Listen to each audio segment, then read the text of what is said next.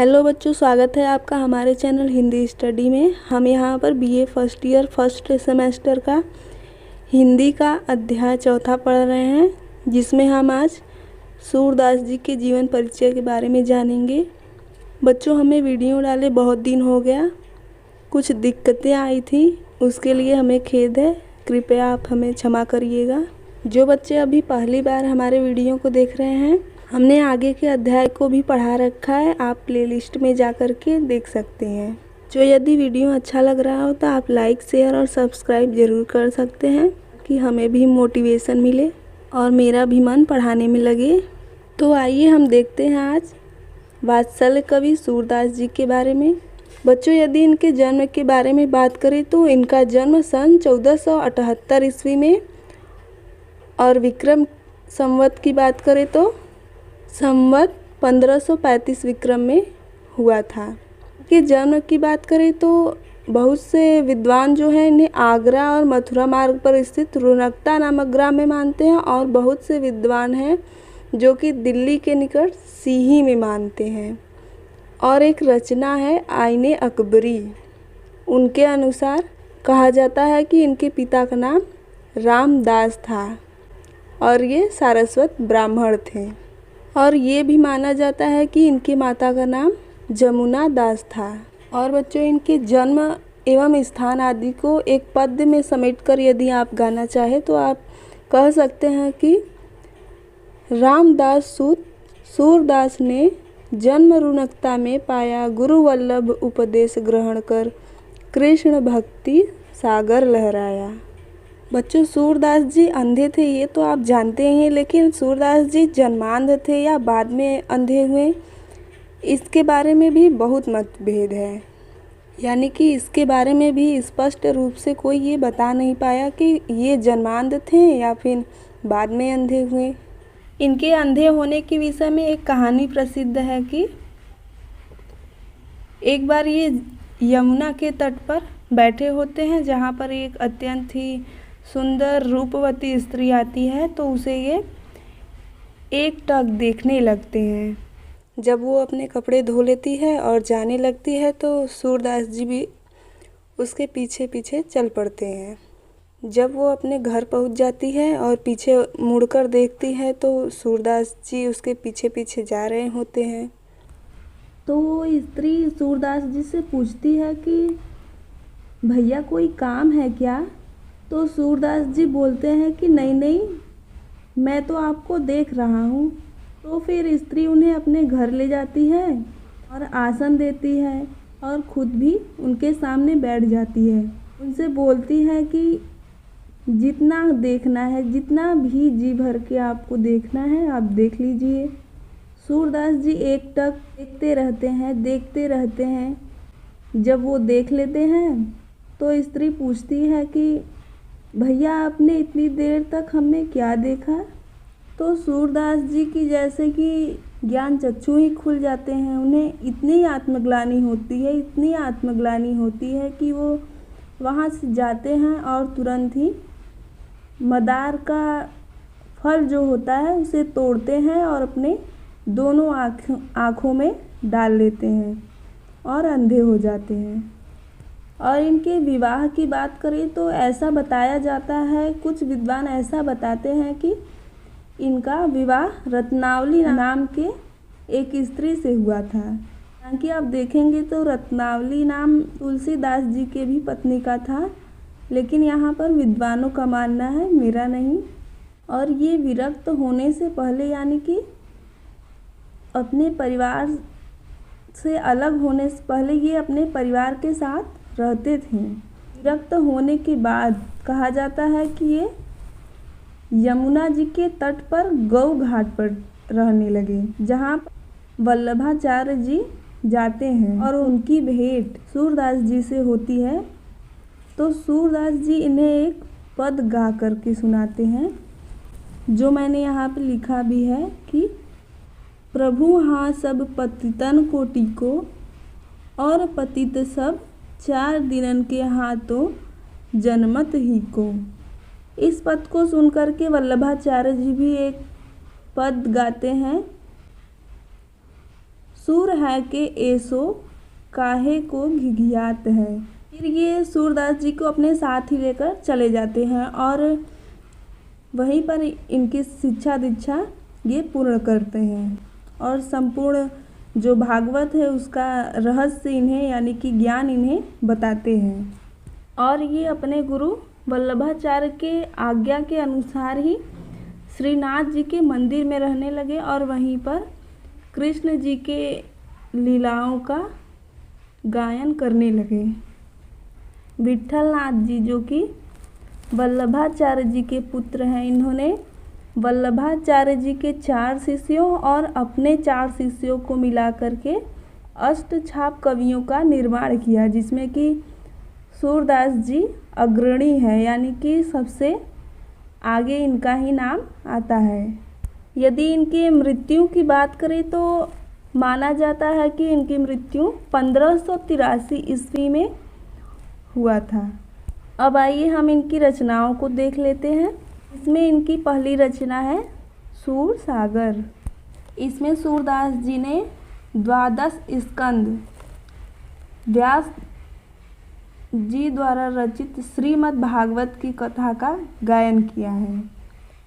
सूरदास जी ने सूर सागर में श्रीमद् भागवत को आधार अवश्य बताया है, किंतु उनका सूर सागर जो है एक स्वतंत्र महाकाव्य है। यदि सूर सागर के एक प्रसंग की बात करें तो वो भ्रमर गीत कहलाता है।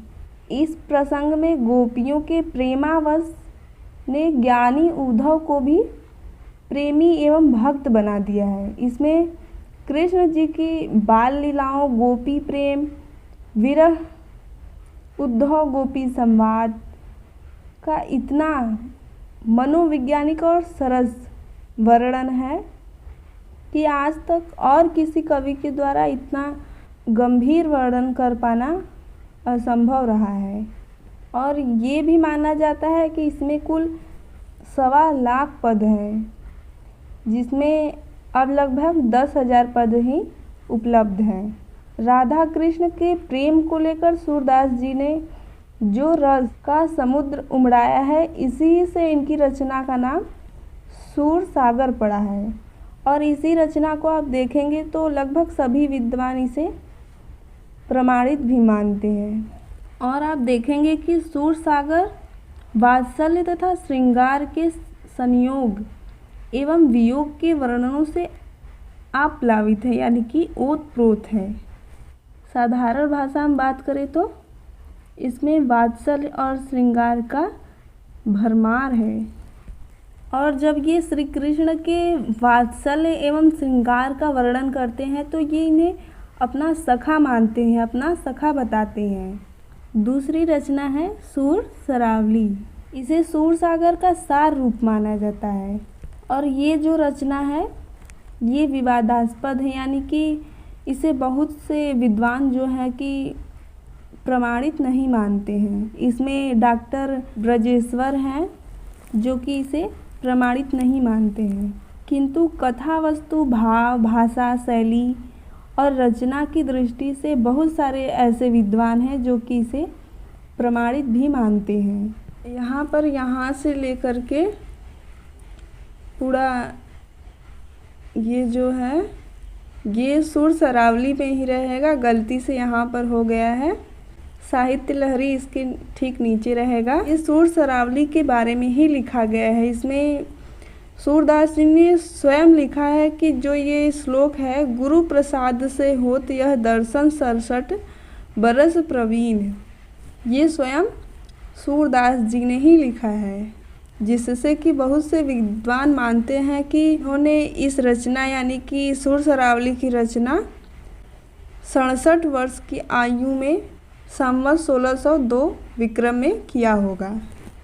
और आपका ये सूर सरावली में कुल 1107 छंद या पद माने जाते हैं। कुछ बुक में आप देखेंगे तो 1197 दिया गया है। सूरदास जी ने इसके संबंध में एक श्लोक भी लिखा है जो कि यहाँ पे लिखा गया है। श्री वल्लभ गुरु तत्व सुनाया, लीला भेद बताया, ता दिन तय हरि लीला गाई एक लक्ष्य पद बंद, ताको सार सुर सरावली गावत अति आनंद। अब इनकी तीसरी रचना है साहित्य लहरी। बच्चों, यदि साहित्य लहरी की बात करें तो ऐसा माना जाता है कि इसमें कुल 118 दृष्टकूट पदों का संग्रह है और इसमें किसी एक विषय पर वर्णन देखने को नहीं मिलेगा। इसमें आप देखेंगे तो कहीं पर कृष्ण के लीलाओं का और कहीं कहीं आपको महाभारत के कथा का भी प्रसंग देखने को मिल जाएगा। और ऐसा माना जाता है कि इस रचना को संवत 1607 के लगभग रचा गया था और इसमें श्रृंगार के अतिरिक्त अन्य रसों का भी समावेश किया गया है। उसके बाद है सूर साठी। ऐसा माना जाता है कि इस रचना में सूरदास जी ने एक बनिए का वर्णन किया है। और आपका एक रचना सूर पचीसी भी है जो कि इसमें छूट गया है। इसमें आप देखेंगे तो सम्राट अकबर के समय का वर्णन किया गया है और ऐसा माना जाता है कि सूरदास जी उनके दरबारी कवि भी थे। अगला है आपका सेवा फल। ये जो रचना है इनके गुरु वल्लभाचार्य द्वारा लिखा गया है, किंतु इन्होंने इस रचना का स्पष्टीकरण किया है। फिर है विनय के स्फुट पद। इस रचना में सूरदास जी ने प्रार्थना आदि के रूप में जब किसी अन्य व्यक्तियों को वैराग्य आदि का उपदेश दिया है तो उस समय जिस पदों को इन्होंने छोटे छोटे पदों को गाया है उसे इसमें वर्णित किया है। इसके अतिरिक्त आप देखेंगे तो गोवर्धन लीला, नाग लीला, पद संग्रह, नल दमयंती, ब्याहलो, दशम स्कंद, टीका, भागवत, प्राण प्यारी, ये सब इनकी रचनाएं हैं। इनके साहित्यिक परिचय का बात करेंगे तो सूर की भक्ति मुख्यतः सखा भाव की है। ये भगवान श्री कृष्ण को अपना सखा मानते हैं और श्री कृष्ण चरित्र का मनोरम वर्णन करते हुए इन्होंने भाव पक्ष और कला पक्ष पर विशेष बल दिया है। भाव पक्ष में आप देखेंगे तो पहला आपको वात्सल्य वर्णन है। वात्सल्य यानी कि जब माता पिता और पुत्र के बीच प्रेम की बात की जाती है तो इसे वात्सल्य कहा जाता है। तो सूरदास जी ने श्री कृष्ण के विविध बाल लीलाओं की सुंदर झांकी इसमें प्रस्तुत की है और माता यशोदा का उन्हें पालने में झुलाना, श्री कृष्ण का घुटनों के बल चलना, किलकारी मारना, बड़े होने पर माखन की हट करना, शाखाओं के साथ खेलने जाना, उनकी शिकायत करना, बलराम का चिढ़ाना, माखन की चोरी करना आदि विविध प्रसंगों को इन्होंने बड़ी ही तन्मयता एवं रोचकता के साथ प्रस्तुत किया है। माखन चुराने पर जब श्री कृष्ण पकड़े जाते हैं तो वो अपने माता से बोलते हैं कि मैया मैं नहीं माखन खायो, ख्याल पर ये सखा सबे मिली मेरे मुख लपटायो। यानी कि ये अपने माता से कहते हैं कि मैया मैंने माखन नहीं खाया है, मुझे ख्याल आता है कि ये मेरे जो सखा है इन सब ने मिल कर के जो माखन है वो मेरे मुख में लपटा दिया है, यानी कि लगा दिया है। उन्हें शायद दूध पीना पसंद नहीं, अतः जब माता हट करती हैं उन्हें पिलाने के लिए तो वो कहती हैं कि कन्हैया ये दूध पी लो, तुम्हारी चोटी बढ़ जाएगी। तब श्री कृष्ण कहते हैं, तब श्री कृष्ण दूध पी लेने के तुरंत बाद अपनी चोटी को देखते हैं, छूते हैं तो वो बिल्कुल वैसे की वैसी ही रहती है। तो वो बोलते हैं मैया कबहू बढ़ाएगी चोटी, कितनी बार मोहि दूध पियत भई यह अजहू है छोटी। कि मैया मेरी चोटी कब बढ़ेगी, मुझे कितनी बार दूध पीते हो गया लेकिन आज भी यह छोटी की छोटी ही है। अब यदि श्रृंगार की बात की जाए तो सूरदास जी ने अपनी रचनाओं में श्रृंगार का भी खूब वर्णन किया है। जब राधा और कृष्ण पहली बार मिलते हैं तो कृष्ण कहते हैं, बुझत श्याम कौन तू गोरी, कहाँ रहत काकी तू बेटी, देखी नहीं कहूँ ब्रज खोरी। यानी कि श्री कृष्ण जी उनसे पूछ रहे हैं कि हे गोरी, तुम कौन हो, कहाँ रहती हो, काकी तू बेटी मतलब किसकी बेटी हो, देखी नहीं कभी इस ब्रज की गलियों में, खोरी यानी कि गली, इन ब्रज की गलियों में कभी तुम्हें नहीं देखा। यदि भक्ति भावना की बात की जाए तो आप जहाँ भी देखेंगे, जिस किसी भी रचना में देखेंगे कि भक्ति सखा भाव की ही है। ये हर जगह श्री कृष्ण को अपना सखा ही मानते हैं। वे श्री कृष्ण को अपना सखा मानते हैं, अतः वे अपने उद्धार के लिए कहते हैं कि कीजय प्रभु अपने विरद की लाज, महापतित कबहू नहीं आयो नैकु तिहारे काज। वे कह रहे हैं कि हे प्रभु, आप अपने विरद की लाज रखने के लिए मेरा उद्धार कीजिए। महापतित कबहू नहीं आयो नैकु तिहारे काज, मैं महापतित तो कभी भी आपके काज यानी कि आपके काम कभी भी नहीं आया। यदि आपको अपने विरद की लाज रखनी है तो आपको हमारा उद्धार करना ही होगा। इनके विषय वस्तु की मौलिकता की बात करें तो हमने आपको पहले भी बताया है कि इन्होंने भागवत को अपने विषय वस्तु का आधार बनाया है, किंतु इनके विषय वस्तु में आप देखेंगे कि इन्होंने आधार तो उसे बनाया है, किंतु उसमें से कुछ ही चीज़ों को लिया है, जबकि और चीज़ें इन्होंने खुद से यानी कि अपने ज्ञान से वर्णित किया है। यदि इनकी रचनाओं में प्रेम की अलौकिकता यानी कि प्रेम की बात की जाए तो इन्होंने राधा कृष्ण और गोपियों के प्रेम का खूब मनोरम वर्णन किया है। एक प्रसंग ये है जैसे कि जब उद्धव जी गोपियों को समझाते हैं, कहते वे निराकार ब्रह्म यानी कि योग साधना के बारे में, ज्ञान के बारे में उन्हें बताते हैं, तो गोपियाँ उद्धव से कहती हैं कि उद्धव जोग जोग हम नहीं। यानी कि यहाँ पर एक जोग का अर्थ है योग साधना और एक जोग का अर्थ है योग्य। तो गोपियाँ कहती हैं कि हे उद्धव, ये जो योग साधना है, तुम जो निराकार ब्रह्म यानी कि ईश्वर की बात करते हो, वो हमारी समझ में नहीं आता है। हमें तो सिर्फ साकार ईश्वर ही दिखाई देते हैं, हमें तो सिर्फ कृष्ण के प्रेम ही दिखाई देते हैं। अतः ये जो योग साधना की बातें हैं, ज्ञान की बातें हैं, ये तुम अपने पास ही रखो। यदि आप इनके कला पक्षीय विशेषताओं के बारे में बात करना चाहे तो इसमें इनकी भाषा ब्रज है और इन्होंने हर जगह मुक्तक शैली का प्रयोग किया है। और अलंकार की बात करना चाहे तो अलंकार भी इनकी रचनाओं में खूब देखने को मिलेगा, जिसमें कि यहाँ पर हमने दिखाया है आपको। और छंद में भी दोहा, चौपाई, रोला, छप्पै, सवैया आदि बहुत से छंदों का भी प्रयोग किया है। यदि गेयात्मकता यानी कि संगीतात्मकता की बात करें तो इनके जितने भी पद हैं वो गेय हैं यानी कि गाए जाने योग्य हैं। इन्होंने जिस भी पद की रचना की है उसे गा करके किया है।